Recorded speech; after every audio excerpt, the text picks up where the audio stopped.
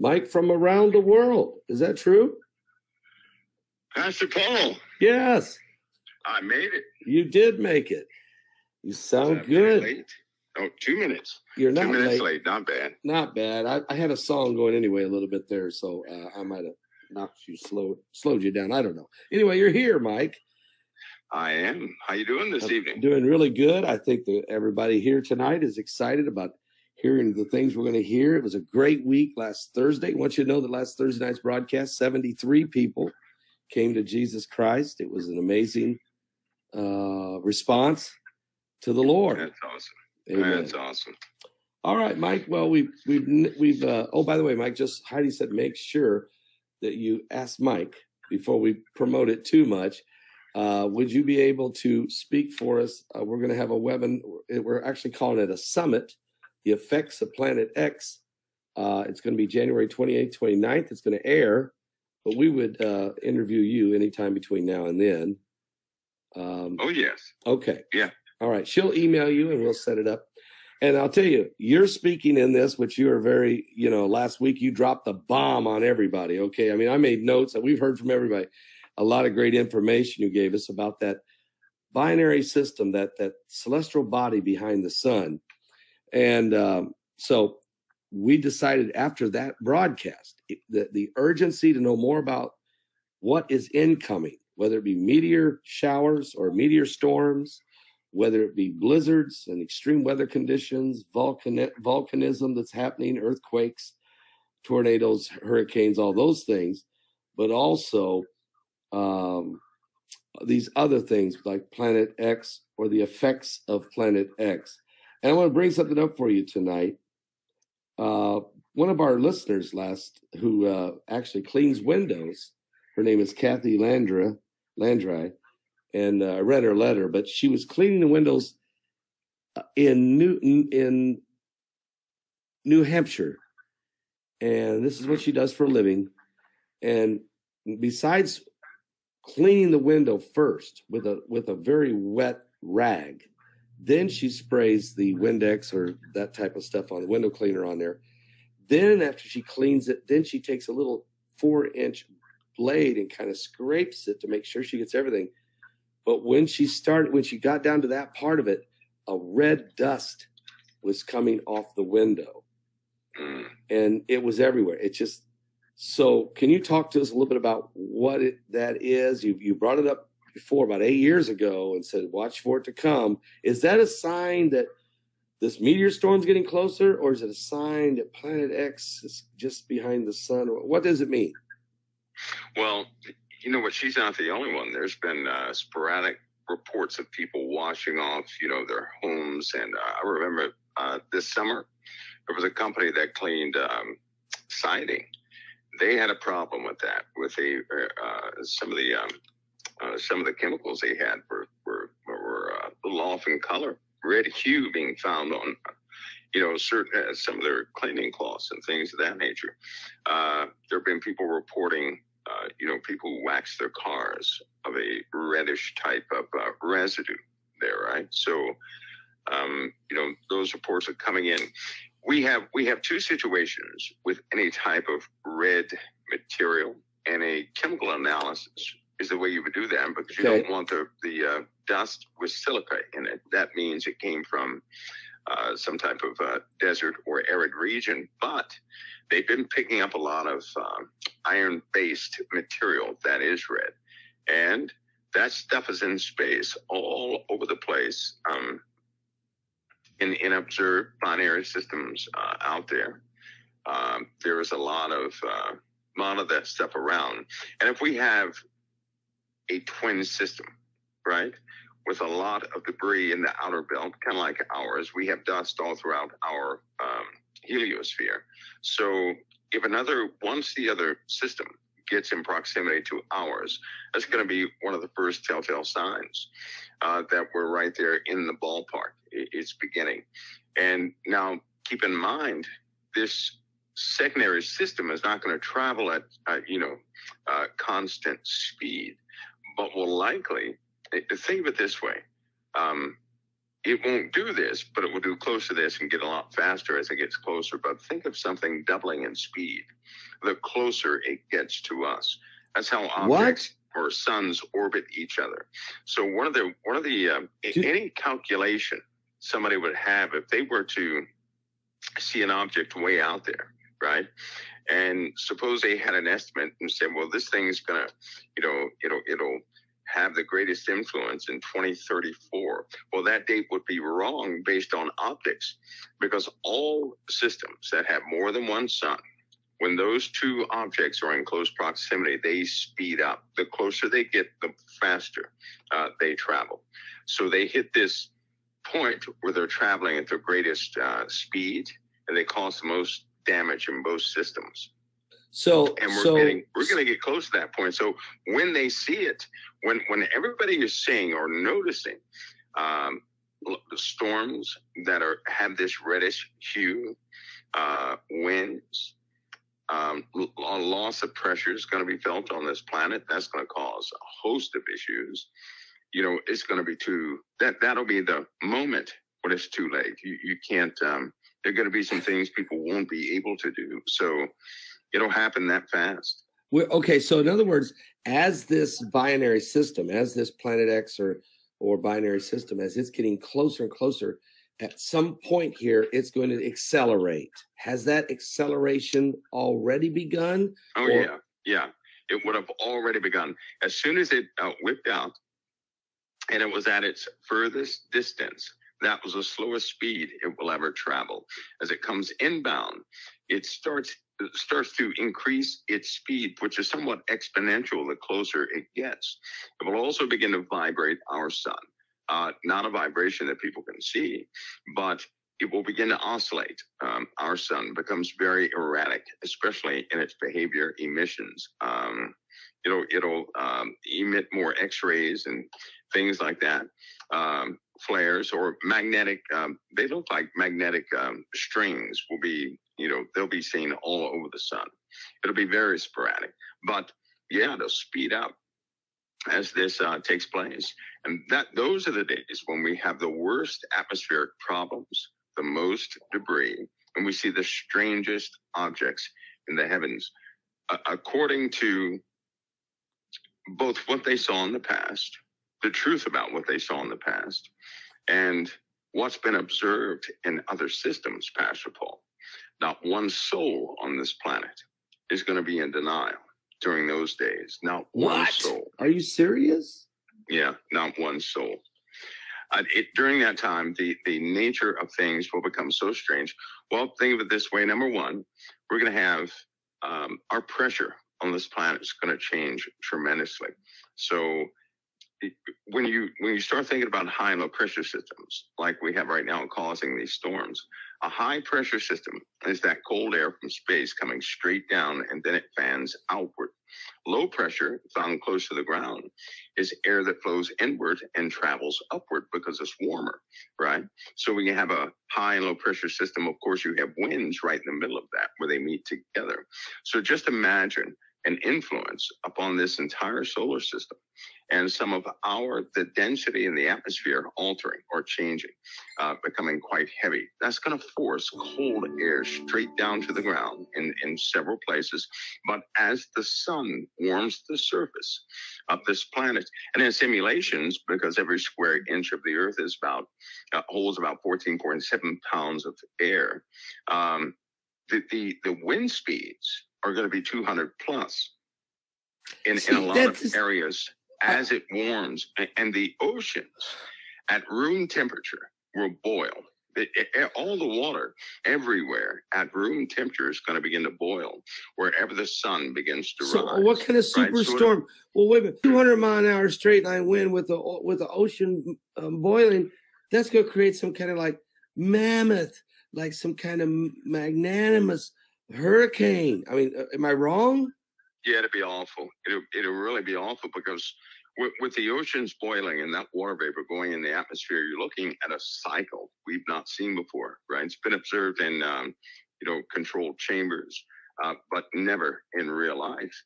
And unfortunately, we're not in a position to have any defense from anything like that. In fact, speaking about defense, if they shot down everything that was coming here and successfully did that, we would still have to face the fury of another star coming in proximity to ours. It is unavoidable. There is no getting, out of this, which is why so many have these contingencies.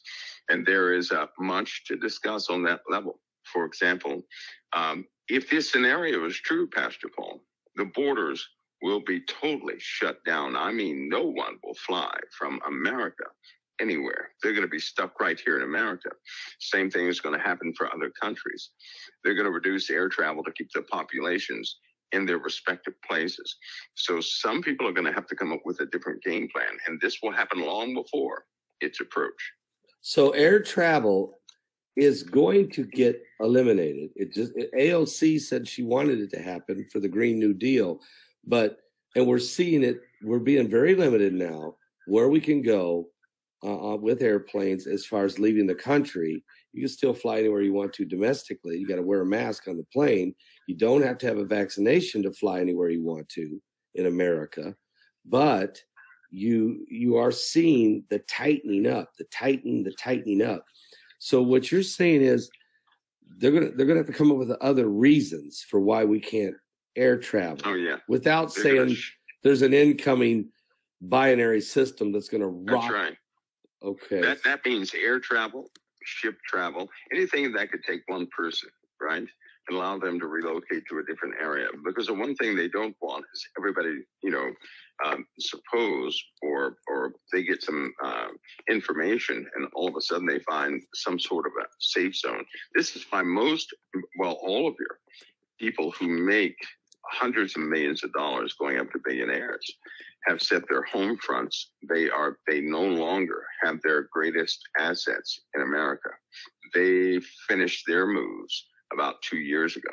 And so they fly all over the place. Anyway, there's one exception, and that individual, I believe they know what's coming, but they will not move their home base, so to speak, outside of the U.S. But everybody else has moved their most expensive and greatest assets out of America into different regions because they have a hint that the northern, it's a debate on this with a lot of people, right? And hopefully people don't live their lives by debate, but by the spirit.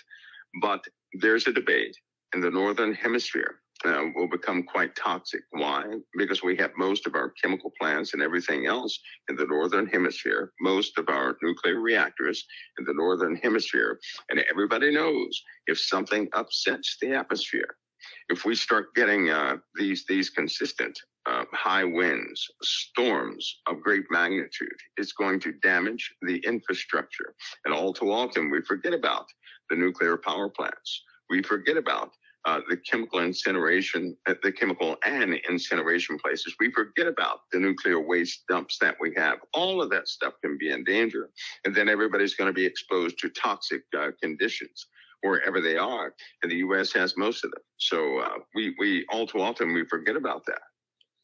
Folks, Mike around the world with us tonight. And the statement he just made about air travel, ship travel, and other nations is going to actually stop at some point. It's going to come to a halt. As Planet X is coming in, they'll use different reasoning for it, like we're already seeing, whether it be pandemics or other types of weather conditions, maybe. But more is coming on. Mike, I want to share something with you. This was actually in the archives at NASA.gov. I want to put it on the screen for everyone to see. Mike Brown, along with Dr. Chad Trujillo of the Gemini Observatory in Hawaii, and David Rabinortz of Yale University from New Haven, Connecticut. These three scientists found what's called the planetoid on November the 14th, 2003. They named it the next year Sedna. Is that Planet X?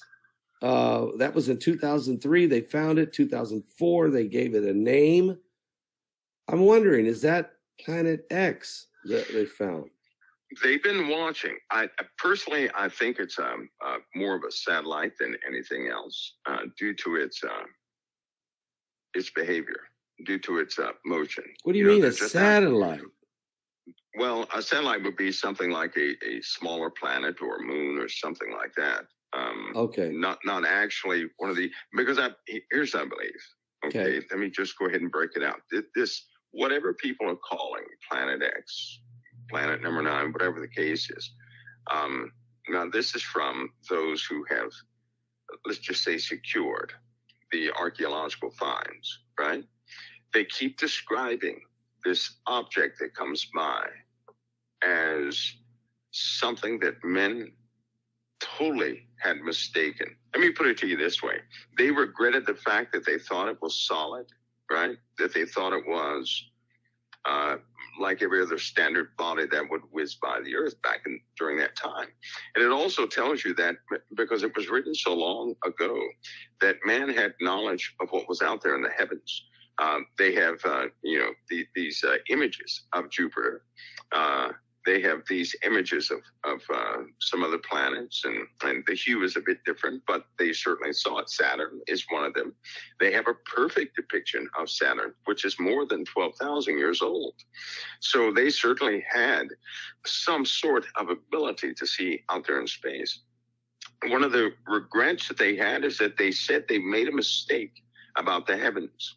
That was one of the that was one of the most repetitious statements they found in there. In fact, I think I've said this before here, though, but some of the ruins that people see, right, these temples that have been erected, a lot of people have made stories to fit the paradigm of that temple, because what they really found were star maps, right, like a calendar. Yeah. And it was a warning that what they went through is going to happen in the future. And they wanted everybody in the future to know, to give mankind a chance. In fact, there's a prayer attached to all of them, right?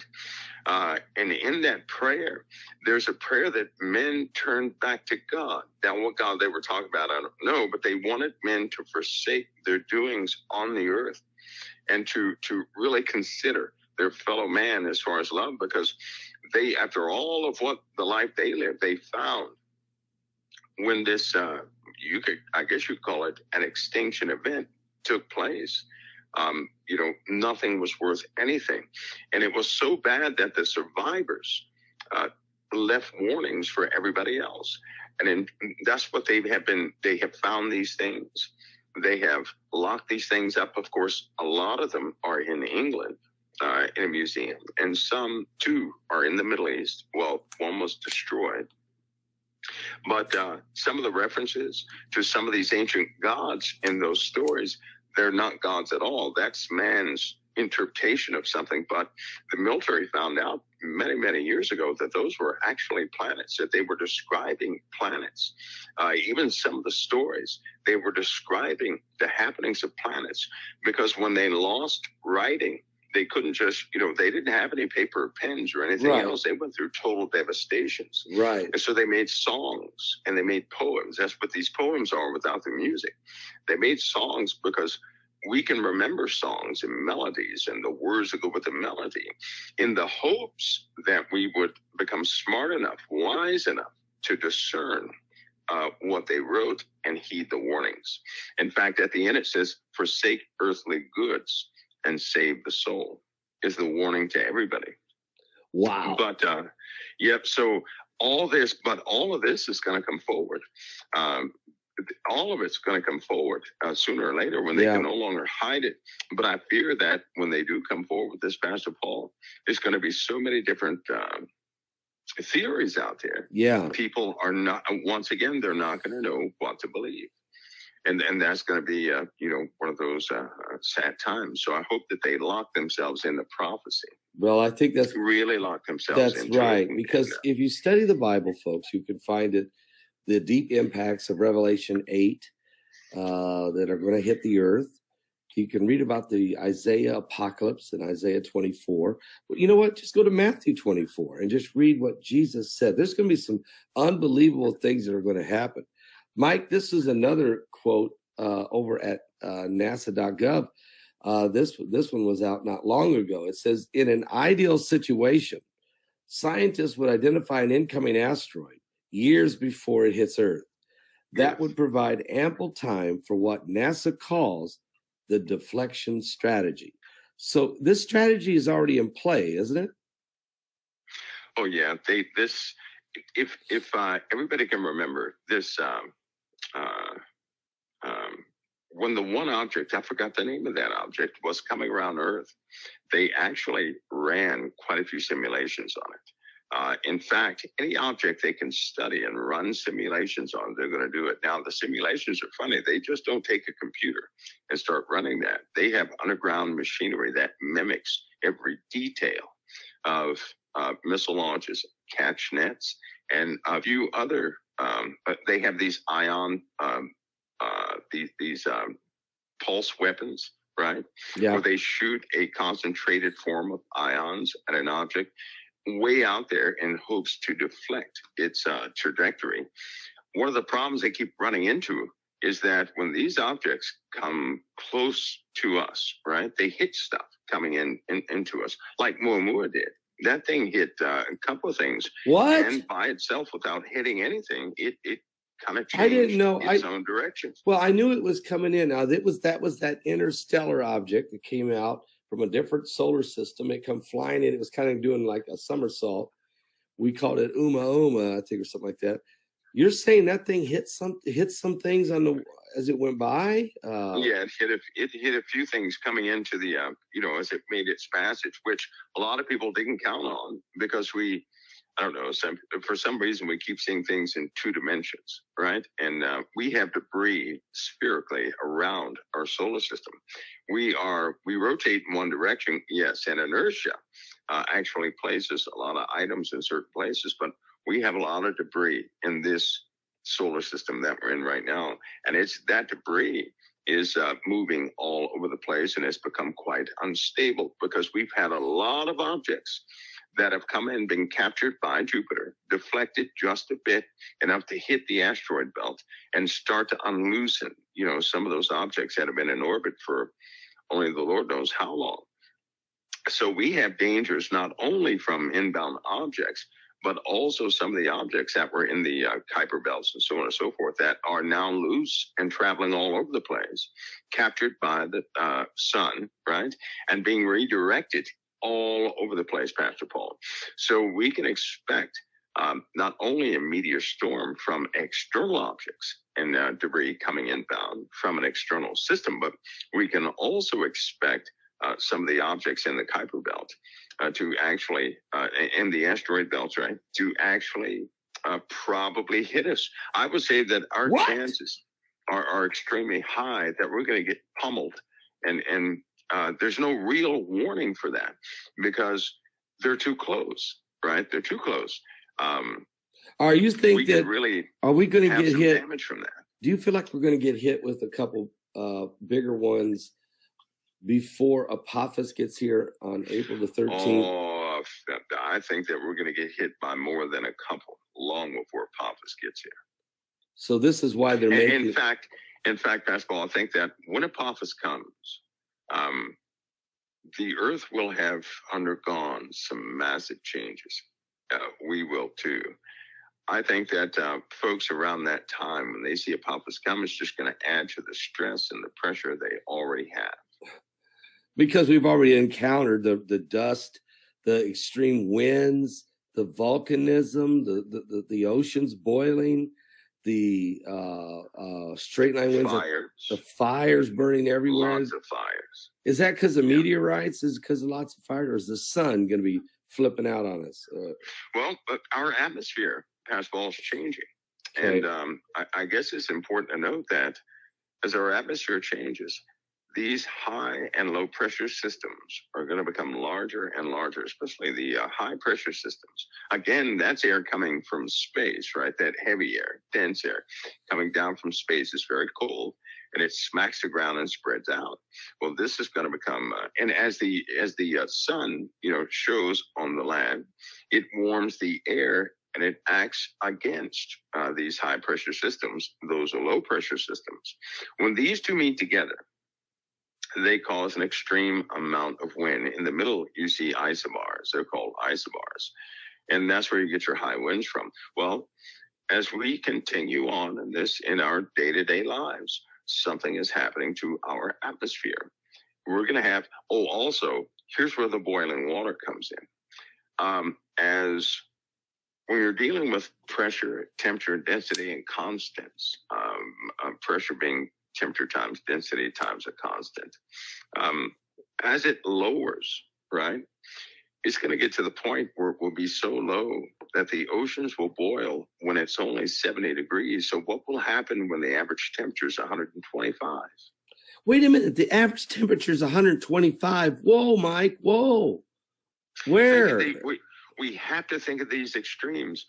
When the sun comes up, right? Everybody's used to, in the morning, when the sun comes up, it's a nice, it may be chilly at night or, whatever. But when the sun comes up, it warms things up. Well, think of it this way. Think of, without the sun, the temperature being about, in the middle of July, the temperature being 40 degrees, right? And then as soon as the sun begins to rise, everywhere it shines, it starts to heat the ground up and the rocks up and everything else to a temperature of about 120 or 125. That's a pretty severe temperature difference. It's going to happen in lots of places. When do you think that will start happening, Mike? I mean, that'll begin this year. That will, everybody will begin to see that evolve this year. It's going to happen in quite a few places. It's happening already. These large temperature swings that we talked about a couple of years ago, they're happening now. I mean, severe temperature swings. The low pressure systems that are the size of the USA, right? We have 3 right now that are about to coalesce. And they came from the West Coast, coming across the Pacific. We have the vapor constant in the Atlantic Ocean, that is the how water evaporates in the atmosphere's ability to hold it, which is relative humidity, you could say, is that's altering fast because we have exotic gases in the atmosphere, right? Our temperature is warming, but it's also becoming quite cold in several different places. So, and they've already noted in history that as the glaciers were melting, right? As they melt, volcanism goes up. But why? Because of external forces. They have no relationship together, right? Glaciers and volcanism, but they're both affected by one external source. And that has to do with a gravitational pull. It has to do with a change in density of our atmosphere from exotic materials being dumped all around the earth. And so we're going to see, we're just beginning this, right? So all of what we see, think of it as a car just starting to move, and it's very, very slow right now. So slow you can barely notice it. So what happens when that car is going at 50 miles an hour? Everybody's going to notice, and it's going to get a lot worse. We're going to get progressively worse. In this 2022, Mike, as we start talking about the effects of Planet X, do you believe, or do you see, or do you have info that, the 125 degree average temperature thing taking place, straight line winds, that kind of thing. But do you see massive earthquakes? Do you expect earthquakes to happen this year over 8, maybe close to 9? Do you think that's going to happen this year? Well, if we had we'd never know if we had a 9 by data, because they would never print that. The computers are not set up to even to publish that. In fact, before the numbers show up on any website with NOAA and all these US and EA's sites, there's all that data is scrubbed, all of it's scrubbed. So it goes through a secondary system where they filter that data, they split that data. The public does not get to see the absolute facts. They get to see what is scrubbed, whatever they present to an individual, because they always do a reassertion of what the people can handle. For example, if there's an earthquake in one of the states and people get nervous and they start getting phone calls and the chatter goes up, they can always tell when the chatter goes up. They will instantly change it, scrub it, make it vanish, do whatever they have to do. And then they know when something vanishes, people tend to forget pretty quickly, right? Because they don't want that reference there, it causes people to get nervous, and people are already on the edge. So they scrub data all the time. This goes with any optics that anybody can access on the internet concerning space also. When you're looking at satellite data, things of that nature, they scrub that data. They will never show the raw data to anybody. It goes through several filters, you could say, before it ever hits the public. And they have to downplay it that way. That's why a lot of people see the reversal of any declaration that will come out about an earthquake or something like that. Often you'll see a reversal if it's inside of a state that does not usually have earthquakes or things like that. Yeah, you know what happened? There's a couple things happened on earthquakes. One, there was a 6.1 earthquake that was reported in southern Indiana, in Jasper, Indiana, which was pretty close to Louisville, Kentucky. 6.1. That would have been the largest earthquake in Indiana in over 100 years. And they had it. It was on the U.S. Geological Survey. It was on NOAA. It was everywhere. And then all of a sudden, it was on everyone, right, Heidi? Yes. And then it was scrubbed. I mean, I don't know. It was up for maybe 20 minutes. What do you think happened there? Well, they felt that whatever that was, that earthquake, they felt that in Virginia. They felt parts of it, and there were people in Pennsylvania that felt it. There were people in several states that felt that earthquake. So, yeah, they scrubbed it because it's an unusual location, right? And they don't want anybody getting nervous. Right now, they know that everybody's mind is on apocalyptic a type of disaster that's coming, right? It's kind of like the apocalypse they're thinking about. They already know this. And so anything that would lead an individual to really get some momentum behind, that idea, they're going to scrub it. They're going to take it away. They're not going to discuss it. They're going to deflect away from it. Whatever they have to do, that's what they're going to do. They have a mandate for this. Yeah, Heidi's got what are you going to say to Mike, Heidi? It was very deep. It was 426 kilometers deep, if I remember correctly. But the other thing is it's over by some very interesting base, a small base over there as well. A small base over there somewhere? Yeah. It was near it? Yeah. And they said it was over 464 kilometers deep. So do you have any info on that, Mike? Well, the governor of West Virginia had an interesting topic about 3 months ago.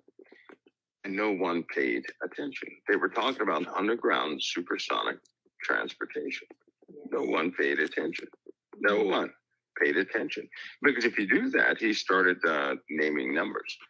And he went near that depth, that 450 kilometers. He went near that depth. So, and then it was gone. He didn't discuss it anymore because it was... he was talking about some transit system he probably shouldn't have talked about. Anyway, that did happen.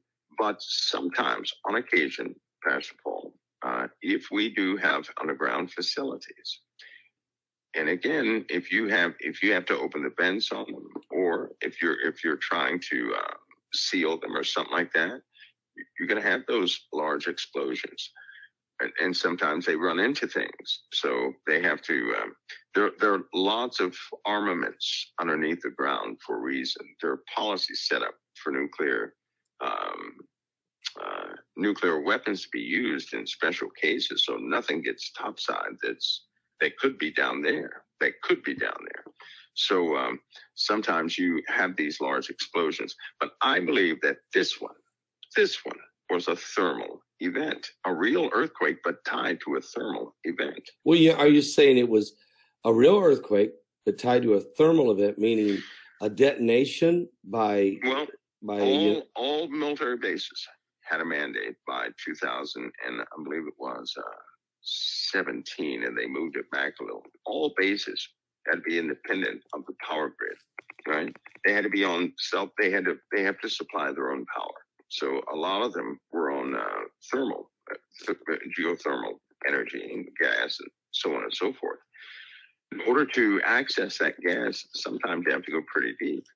And you have to do, they do special things to get to that. But to my knowledge, military bases do not need the power grid. They had to do this because of what because they had Jade Helm right after that, with going along with that mandate for a reason.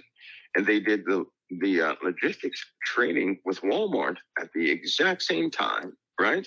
Remember, everybody was talking about the Walmarts being converted. What's happening with Walmart? Where'd this Walmart go? This store went empty in Walmart. Right. And so the logistical system had to be set up. And they did have construction at most of these sites telling people that they were doing plumbing, this, that, and the other. No answers ever came. Well, clearly, plumbing is underground. So if you're not going to bring in, 17 trucks underground to fix a water pipe, that's not going to happen. But that's precisely what people were reporting, that they saw trucks pulling underground in some of these new entryways that were built near these Walmarts, and they never came back up. They would just go down there and disappear. So there's a, if a person broadens their scope, they can see elements in place where preparations have already been made. And what they're doing now is positioning all elements on the top.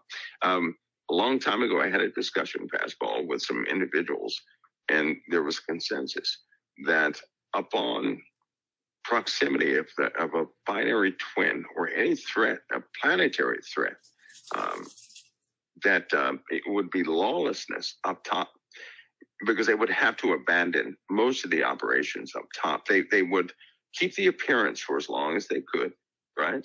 By having people fill positions that are not quite qualified to fill those positions, but could, fool the public into believing that everything is normal. And they will try to maintain that appearance of normalcy for as long as they can.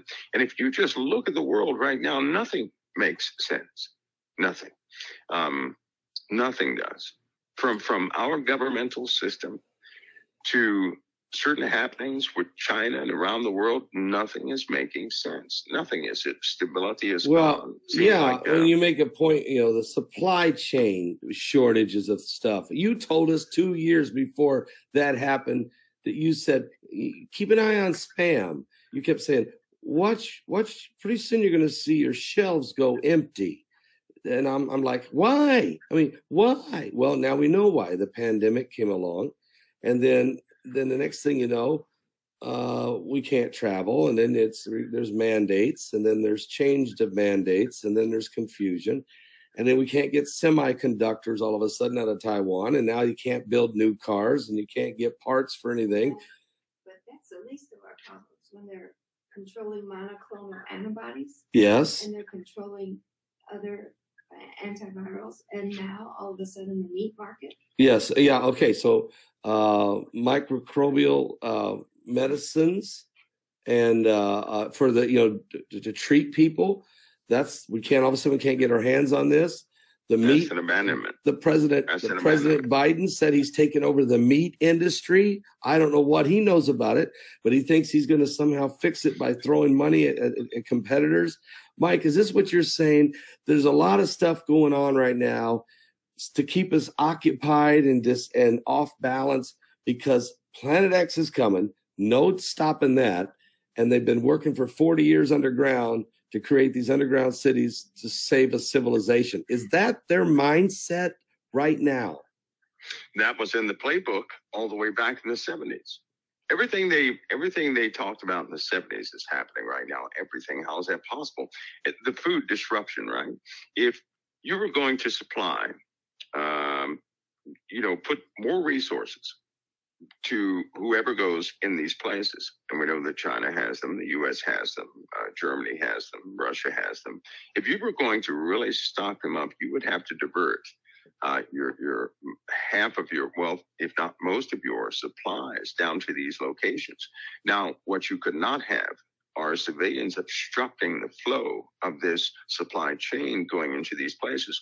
The water would be the first thing missing. That was the first shortage we had, was a water shortage. Yes, right? yes. And then everybody forgot about that. They're not even thinking about that. If they go into an investigation on where the fresh water is, their jaw would drop. So we have that problem. Now, all of a sudden, we have materials, critical materials, not just any materials, but materials necessary to sustain people, right? Exactly. Those are the items that we're missing now. Yeah, we're missing them. You can't, without saying a word, people should be able to look and see and say, wait a minute, how is it, all the critical stuff is missing, Right. And then we get the leftovers or these, plus they have the white trains already. The white train on the side. Well, what's that about? What's the white trains? What's in the white?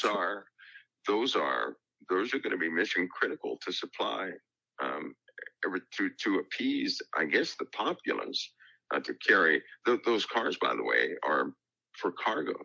Some of them are refrigerated, so they're going to be carrying food and things like that by rail to get past or to travel different routes away from highways and things like that. You're going to see that more and more. You're going to see a lot of rail lines activating. Why? Because if we're going to have a problem with some inbound secondary system, our roads are not going to be able to handle it. And if our roads can't handle it, the first telltale signs that this whole scenario is true is they're going to begin to divert money they would put on the highways. They're going to put it somewhere else. Put it in the rail. Waste money on a highway, right? That's going to be, start crumbling and just be no good anyway. Why would you do that? So they're constantly there are these plans like this, and the Navy knew about it a long time ago. In fact, the part of that military-industrial complex that everybody is, talking about this, that, and the other, a big portion of that is the Navy. It is the Navy. A big portion of that. The other part would be, organizations like NASA, but they don't house those things in the U.S. It's much bigger than that. So is Walmart owned by the federal government now? I mean, are they a shell? Is their job to stay on top of the ground and feed the populace above ground, but the tunnels are being put in effect for some of the distribution below ground? And I'm hearing you say that these government-wide trains of distribution of food and water is going to be used to feed both the populace above and below ground as things evolve. Is this part of the Agenda 2030 United Nations global sustainability? Is that what they're really talking about here? Well, that's almost like a global sustainability. That sounds like something that you would implement during a crisis. That's part of those crisis. Well, that's what they put in place. That's what we're working on. Crisis point agenda. So right now, Pascal, if people would look around, they're in the middle of something, one of the greatest transitions they would ever know in their lifetime. But they can't. A lot of people cannot see it. Why? Because they're involving people in other conversations, taking them off all the cues that people see around them. Walmart, by the way, is the most sophisticated logistics system on the face of the earth. Walmart is. It was perfected. It was fed money and everything else. Everybody supported the development of Walmart. One of the milestones of Walmart was never the store. It wasn't about the money. It was about the logistics system and how efficient it is, right? Somebody can pick something off the shelf. An hour later, a truck is on the road with some calculation of everybody else's stuff, and they get the best gas mileage on their, with their trucking. That was their strongest suit. In fact, the same algorithm that worked for Walmart was a part of that was given to Amazon, right? So Amazon is a very smooth system, and a piece of that was given to UPS. Remember, UPS couldn't deliver packages and yep. They were late and everything. And then a change came, but it only came after Walmart sealed up their logistics package. Now that we have all 3G must go away, as I stated a couple of months ago, because they have to clear the airwaves for the rest of the 5G band. When the rest of the 5G band begins transmission in about 3 weeks, that's going to turn on the remaining machines necessary to manage the rest of what people have never seen before. That's the complete communications system. And I'm telling you, they're stalling quite a few things until they get this thing online. It's already learned. It's already educated. It's already implemented. It's already operational. They just need to open up the rest of the cortex, so to speak, so this thing can do what it has to do. So you're saying even though 5G is operating right now, it's kind of running, it's idling. That the 5G complete band is about to be fully released, which ties, I'm understanding, AI communication between Absolutely. every machine on the planet pretty well, right? And coordinates. That's right. 5G right now is operating at about 20%. Okay. That's it. About 20%. When that 3G band, when that's cleared, right, it's just like the human body. Right now, the head is working, but the arms are not working. The torso is not working. The legs are not working. The rest of the machinery will, in fact, be operational when the rest of this band is cleared. And then, then we'll see a lot of new things, a lot of new publications. Get ready for technology to jump about 100 years. They found this out in 2 weeks last week. They were in development of something. I can't name what it was or what it is, but they were in development of something. So what they did was they began to implement some of the AI architecture and some of the existing machines that they have to develop a better scenario or a better product, let's say. This thing, all the years they had in R&D, right? It did in about 10 minutes. All of it. And it found new ways of doing things that our greatest scientific minds could never think of. And it did all that within the course of an hour. Right now it's being implemented and it works. And so you have many machines like that coming online in about 2 to 3 weeks. So just think of how this world is really going to change. Medical sciences is going to really change, Pastor Paul. Do you not know that they've isolated that with artificial intelligence, they can isolate genes so fast, right? Now, I mean fast. They can isolate genes so fast that they have perfected it's a shot that you can get and you'll grow all brand new teeth again, right? They can turn on and off the genes in your body. They can customize genes by artificial intelligence because it can go well beyond what we're able to conceive of. It can do things that we never thought of, and this is what they're finding more and more and more, is that it's doing things and utilizing or suggesting utilization of things that we would never conceive of, right? So it's as far as the brain project and all those things, it will advance that by about 100 years in the scope of a week. And then you mix that with this quantum computing conundrum, because they have problems with quantum computing. AI solved what CERN could not. In fact, AI has made some suggestions for CERN that absolutely worked as soon as they tuned it to those specifications. First they simulated, and then boom, it works. So get ready for a technological jump in quite a few things. They've also found out how to extend the life of a human being by 70 years. You mean to take it from 70 to 140? There's a degradation gene in the body that causes genes or your cells to degrade, right? All they have to do is turn that switch off, and your cells will not degrade, but will in fact multiply. Right. Well, you're getting in an area that I've actually can't say a lot about, but I do know that the telomeres can grow. The telomeres can grow, which is part of your stem cells. You grow, and that can prolong life, or at least prolong it a little bit, or push it out there a little bit. That's theoretically, but you're saying that that they have found a certain gene that could that controls it. Yeah, that controls the rest of the genes. They can manipulate it. They found one of the parts they couldn't do was how to turn off a gene in a person's body. right? Okay. Or how to turn on a gene in a person's body that's already been shut off. They couldn't think of it. AI has. It's already done it. So I'm telling you, when the rest of this thing comes on, I'm going to call it a thing, because you're talking about some metaphysical machine, right? Right. But when it comes online, get ready for some jumps in just about everything, which is my personal opinion is that it is going to really, it'll be the nail in the coffin, so to speak, because what it will do is you have something called live articles. Now, I don't know if anybody's heard I've never heard of that sure one. that Live articles. but I've not heard of that. No. what that means is, suppose you're reading something on the internet, an article about something that happened in the Middle East. The thing you won't know is that no human being wrote that article, right?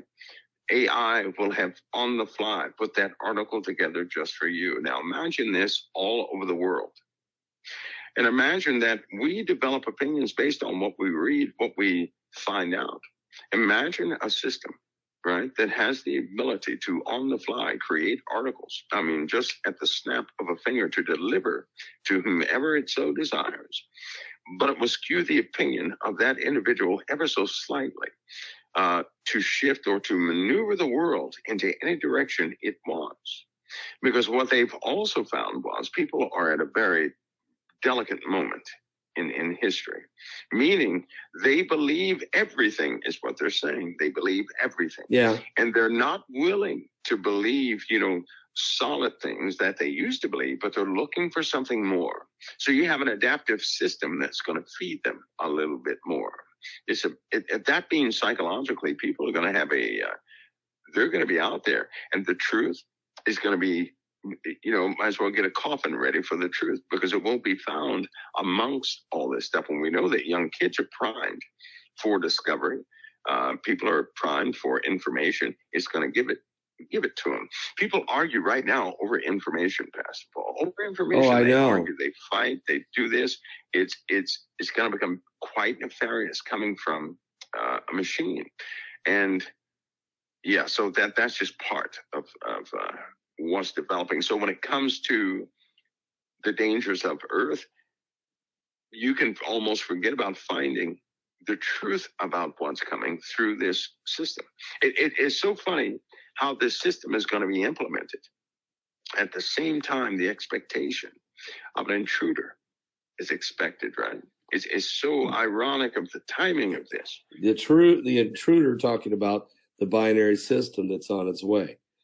So you've got a combination of things. And if we look at it from a Bible prophecy standpoint, Jesus said there's a time coming, a tribulation time, like the world has never seen before, nor ever again. Is it, Mike, because the perfect storm of technology, lack of spirituality, lack of substance, food and water, incoming effects of Planet X that changes the temperature structure, the flow of the messes with the magnetosphere, that it boils the volcanism, boiling the oceans. I mean, so you got all of these different parts moving at once, and you've got men trying to figure out how to survive it, planning for years to hide underground, so is this what you're saying, that the perfect storm, it's like the end of days? Or as Jesus would say, when you see this coming, you need to look up, lift up your head, your redemption's drawing nigh. In other words, there's no hope left on the planet. Is that what's coming? Oh, yes. I believe it's forming fast. You know what? The scripture that gets me, Pastor Paul, is one where Jesus said that the world would know nothing. Just like in the days of Noah, they didn't know a thing until the flood came and took them all away. Right. Right now, nobody's nervous. Not a soul is nervous about volcanism, right? No. Not a soul is nervous about the earth having an impact. We can have an impact in 9 hours and nobody would know about it. So nobody's concerned about it. Why? Because you can't really find clear information. And then when you do find it, if you don't like it, you're going to find another article that will disprove it. This phenomenon that's on the internet, for every truth you find, you can find 20 articles that can disprove it, right? And people get their verification from the internet. See, that makes the Holy Spirit that much more important to me. Right. It makes the what God put inside brothers and sisters who really accepted Christ, it makes them the source of a lot of things, because we're coming to a time where you will not be able to trust anything that you see. I mean anything, right? These storms, for example, how in the world did those people get stuck on the highway during a snowstorm? And it happened again today. Why? I know. Why did it happen? You know what? I went back and I heard it's hard to find the weather, though, Mike. One thing is, you can't get a good, clear weather forecast. It seems like every time you Google it, it changes the time. We were having that issue today. But in Google. I did a special observation today, right? Okay. I saw the Weather Channel, and Jen Cantor is a pretty good meteorologist. Yes, he is. He's a good one. So he was warning about this thing for 3 days. But every time he warned, it's almost like people would hear but not hear at the same time. Yeah. And in truth, he kept saying the same thing over and over. Stay off the roads, stay off the roads, stay off the roads. They would not hear. They wouldn't hear. They wouldn't hear because they couldn't verify. There's a frame of mind that we're in right now. If people cannot verify something on the internet, they can't accept it as truth. They can't do anything with it. This is a trap people have set themselves in, which makes the Spirit that much more important. One thing people are going to have to learn to do is to trust the voice of the Lord. Amen. Because he will confirm it.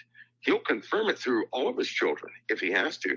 But there's not going to come a time when he's going to have us so deaf we can't hear him. If we would trust him more than we do man, and that the AI is going to assist in that for those who believe in Christ, we would begin to perceive a lot. Because, Pastor Paul, my greatest concern right now is that we're too far into prophecy, and people are not recognizing all the components of it. Amen. They're still asking. We still get this question. So when do you think the end times are going to start? Blows my mind. And these are people that go to church, and it's not their fault. I think they're not being taught. No, it isn't. They're not teach. They just won't teach prophecy, Pastor Paul. It's more like psychology when you go to certain places. Which is why I'm glad you tackle the subject you do. Because people are still trying to, I don't know, they're still trying to make it like Sesame Street in there, something like that. But they're going to get their wake-up call shortly, too, because, Pastor Paul, when AI goes online, when 5G goes online, it's only going to be, I'll give it a few months before the governmental transition takes place all over the world. Wow. Whoa. So once this, and you're saying it's going to happen in about 3 weeks or so. Then it's going to go from 20% operational to close to 100% operational.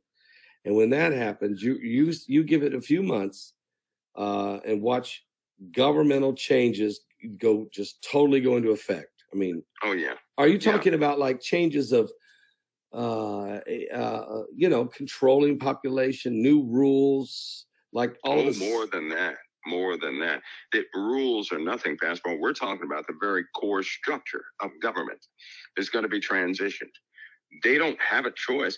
There's another element coming on the scene. They don't have a choice. They have their deadline they're working by. Okay. If you can understand that. I understand it.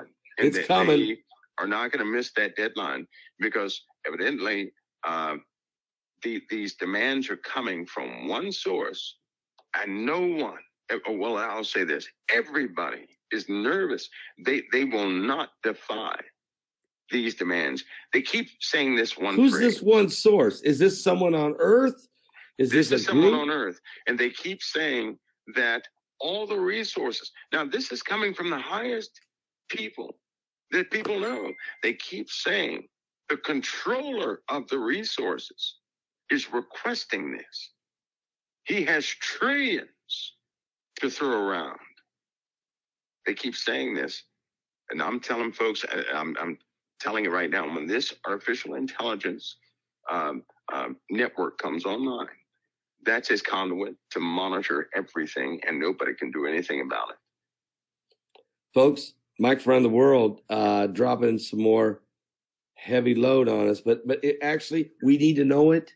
This is why we have these broadcasts on Thursday night. We need to know what's happening, and then we look at the Bible, and the Bible told us this, but it's easy to read it. It's another thing to live it, it's another thing to start experiencing it. But we can do this because God said, I'll never put more upon you than you're able to bear. And with every temptation, I'll make a way of escape that you might be able to bear it. And we can bear it because we can bear one another's burdens. And so, Mike, I want to thank you for breaking this info out for us tonight. This is another great program.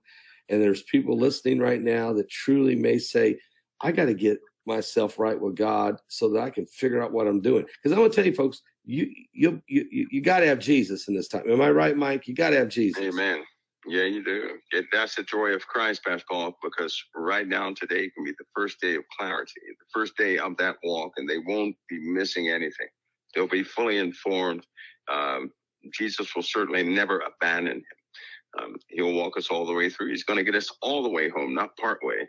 Amen. He already promised he'd never leave us nor forsake us. And he also said that all who have come to me, the Father hath given me, and I will in no wise cast out. Amen. I will raise him up the last day. That's one of the most, that's the greatest promise anybody could ever give. And that's worthy of hoping for, right? That's Amen. A great hope indeed.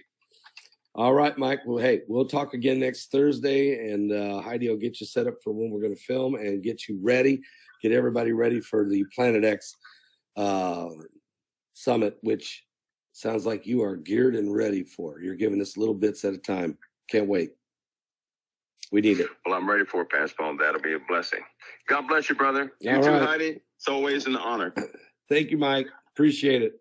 God bless, brother. It's an honor. All right. Amen. Bye-bye.